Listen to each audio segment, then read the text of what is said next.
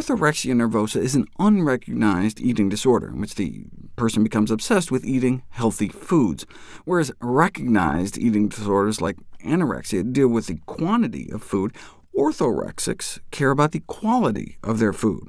Many researchers have raised questions about the validity of orthorexia as an entity, but I always try to give the benefit of the doubt. A medical case report was published on orthorexia in a critical care journal about eating disorder emergencies. OK, I'm listening. So they're like talking about cases of bona fide eating disorders like this woman with anorexia collapsing after self-induced vomiting and laxatives after years of throat and rectal bleeding. That is indeed a tragic eating disorder emergency. OK, so what's their orthorexic case like?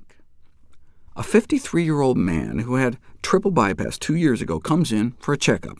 His physician recommends seeing a dietitian since his BMI is down to like 18.5, which is right on the cutoff for being underweight. He's evidently been eating so healthy he's lost a significant amount of weight. He states that since his diagnosis of coronary heart disease and high cholesterol, he only eats natural and organic foods. Therefore, he probably has a psychiatric illness. He clearly is preoccupied with food and judges others based on their food choices, when in fact he may very well have been saving his own life. To me, the craziest thing this guy did was get a triple bypass. Imagine lying on a psychiatrist's couch and being like, I could switch to bean burritos, but I'd rather pay someone to slice my chest open with a knife, maybe saw my breastbone in half, put me at risk for stroking out, instead of dealing with the underlying cause. What do you think, Doc?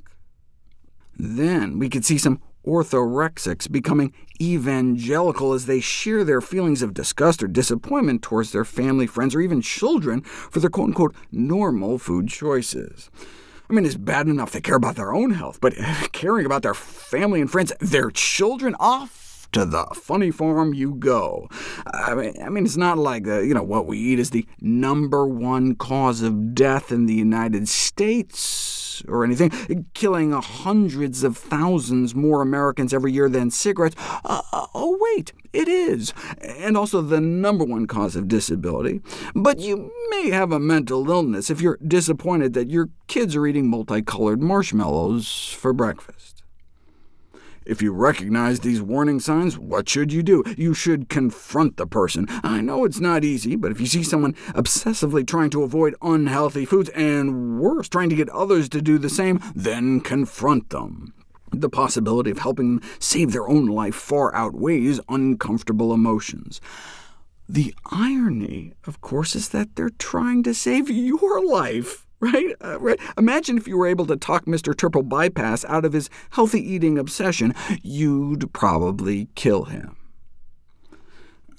To his credit, even Stephen Bratman, the guy who coined the term orthorexia, has backed off, saying that he never intended to propose a new eating disorder.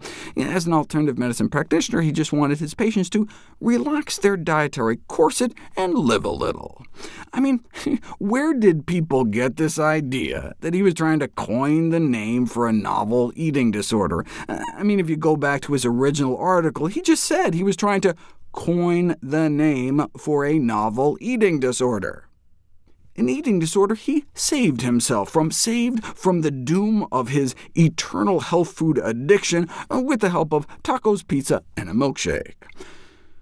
One of the directors of the Yale Center for Eating Disorders is skeptical. We've never had anybody come into our clinic with orthorexia, and I've been working in this field for at least 20 years.